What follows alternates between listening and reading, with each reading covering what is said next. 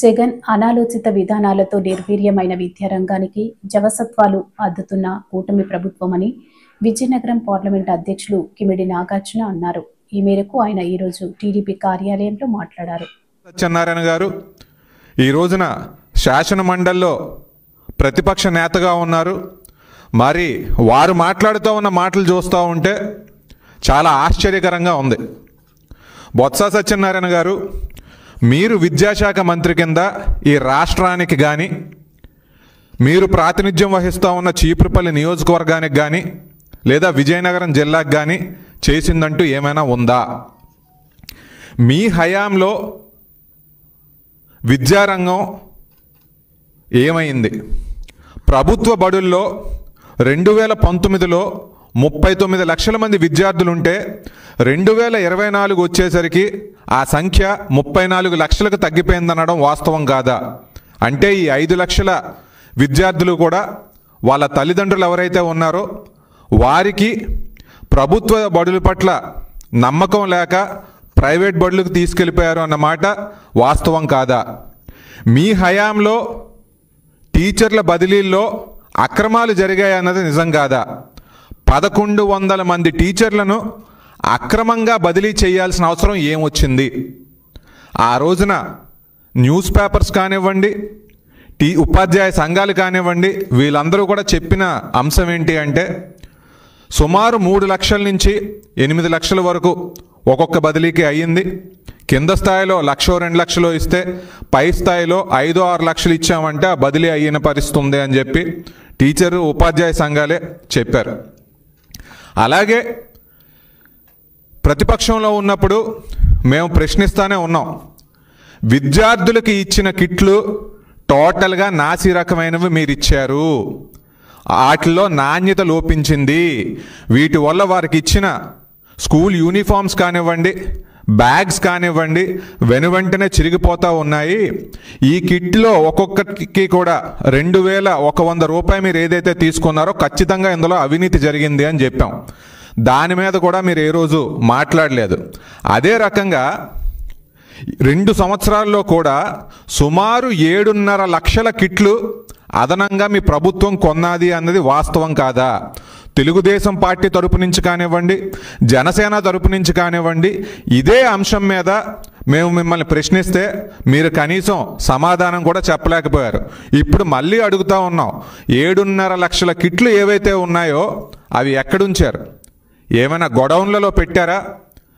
లేదంటే మ్యానుఫ్యాక్చరర్ ఎవరైతే ఉన్నారో వాళ్ళ దగ్గరే ఉంచేశారా? దీనికి సంబంధించిన 150-160 కోట్లు కూడా ఎవరి జోబుల్లోకి వెళ్ళాయో బొత్స సత్యనారాయణ గారిని చెప్పాల్సిందిగా మేము ఈ సందర్భంగా కోరుతూ ఉన్నాం. అదే రకంగా చీపురుపల్లిలో బాయ్స్ హై స్కూల్ ఏదైతే ఉందో గత 5 సంవత్సరాల్లో ఒక బాత్రూమ్ కూడా అక్కడ కట్టించలేకపోయారు. కొన్ని అదనంగా ఏవో క్లాస్ రూమ్స్ ఏవైతే కట్టిద్దామని మీరు అనుకున్నారో వాటిని కూడా గత 5 సంవత్సరాల్లో మీరు పూర్తి చేయలేకపోయారు అన్నది వాస్తవం. ఇదిగోండి వాటికి సంబంధించిన ఫోటోల్ని కూడా ఈ రోజున మేము చూపిస్తూ ఉన్నాం.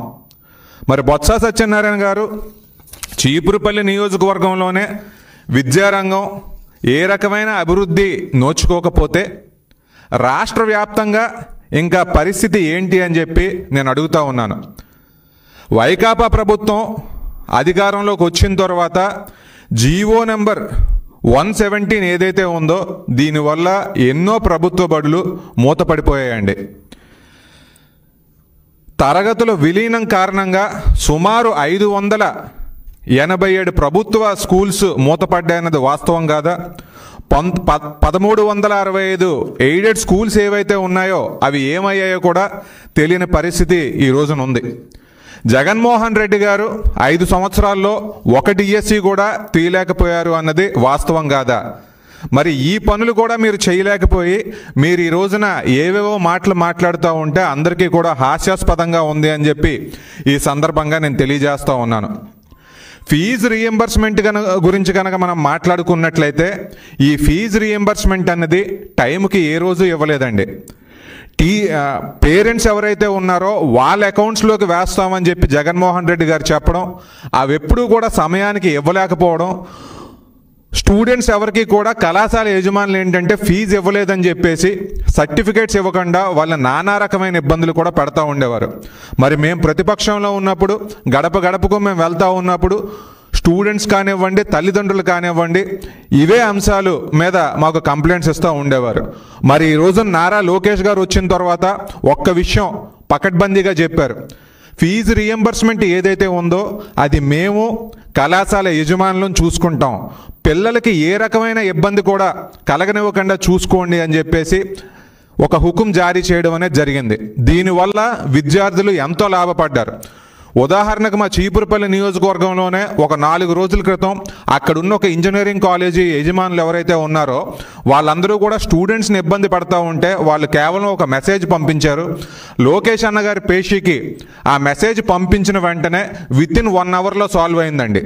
యజమానులందరూ కూడా కళాశాల యజమానులు మీరేం ఇబ్బంది పడకండి, వచ్చే ఎగ్జామ్ రాయండి అని కూడా చెప్పడం అనేది జరిగింది. కాబట్టి మేము చెప్పేది ఏంటంటే లోకేష్ గారు ఆ రకంగా విద్యార్థులందరికీ కూడా ఉపయోగపడేలాగా మెరుగైన సేవలను అందిస్తున్నారని కూడా ఈ సందర్భంగా తెలియజేస్తున్నాం. అలాగే జగన్మోహన్ రెడ్డి గారి హయాంలో పీజీ విద్య చేద్దాం అనుకున్న బడుగు బలహీన వర్గాలకు చెందిన వారి విద్యార్థులకు కానివ్వండి, వెనకబడిన తరగతులకు చెందిన విద్యార్థులకు కానివ్వండి, వీళ్ళందరికీ కూడా ఫీజు రియంబర్స్మెంట్ అనేది క్యాన్సిల్ చేశారు. ఈ క్యాన్సిల్ చేయడం వల్ల ఎంతోమంది పీజీ చదువులకు దూరం అయ్యారు. అంటే మన సమాజంలో పీజీ చదువుకోవాలి అనుకున్న విద్యార్థుల సంఖ్య చాలా తక్కువగా ఉంటుంది. అటువంటి విద్యార్థులందరికీ కూడా ఏదో ఒక రకమైన ఎంకరేజ్మెంట్ ఇవ్వాలి, ఏదో ఒక రకమైన తోడ్పాటు ఇస్తే వీళ్ళు సమాజాన్ని ముందుకు తీసుకెళ్తారు అన్న ఆలోచన జగన్మోహన్ రెడ్డి వదిలేసి వాటికి కూడా ఫీజు రియంబర్స్మెంట్ లేకపోవడం చేయడం అనేది విద్యార్థులకి తీవ్రమైన నష్టం అని చెప్పి ఈ సందర్భంగా నేను తెలియజేస్తున్నాను. బొత్స సత్యనారాయణ గారు లేదంటే వేరే వైకాపా నాయకులు వీళ్ళందరూ కూడా మాట్లాడుతూ నాడు నేడు అంటే అదేదో పెద్ద గొప్ప కార్యక్రమం అని, దాన్ని మించిన కార్యక్రమం ఎవరూ కూడా ఎప్పుడూ కూడా చేయలేదని చెప్పి చెప్తూ ఉంటారు.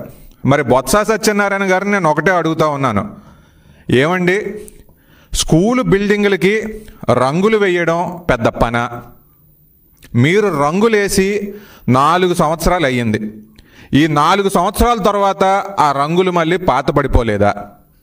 విద్యార్థులకు కావలసినవి రంగుల మంచి బోధన, విద్యార్థులకు కావలసినవి రంగుల లేదంటే మంచి మౌలిక సదుపాయాల?